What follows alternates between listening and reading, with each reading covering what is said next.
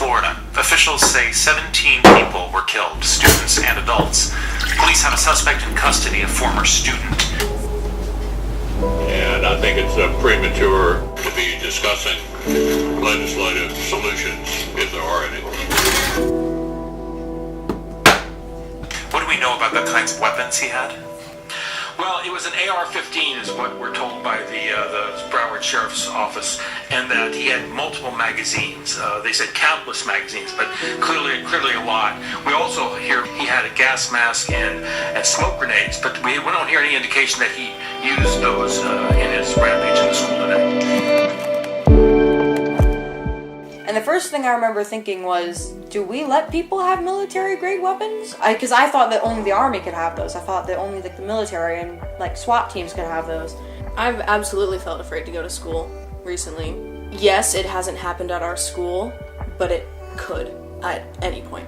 Just last week, we did a drill to prepare for a school shooting. If that was actually happening, would I be in a state of shock? Would I be able to go through all these steps that we learned during the drill to barricade the door or get out? I think that the shock value of this protest is important because eventually continuing to do very mild-mannered things like that might stop getting noticed.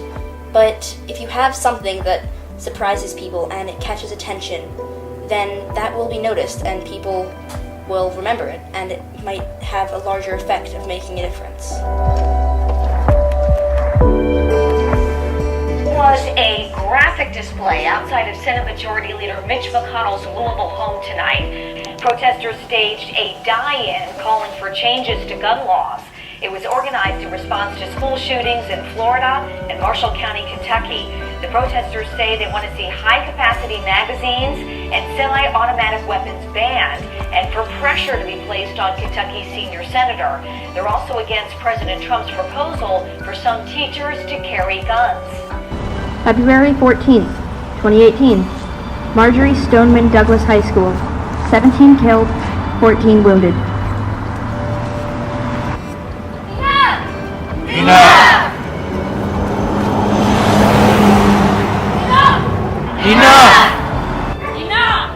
Enough! This protest seemed important because it's holding Mitch McConnell, one of our senators, accountable for the violence and school shootings that we've seen recently in America. And he is the Senate Majority Leader. He could do something about it, yet he hasn't. Seeing that image and seeing how horrific that is, I think it speaks to you more than hearing a story about it on the news.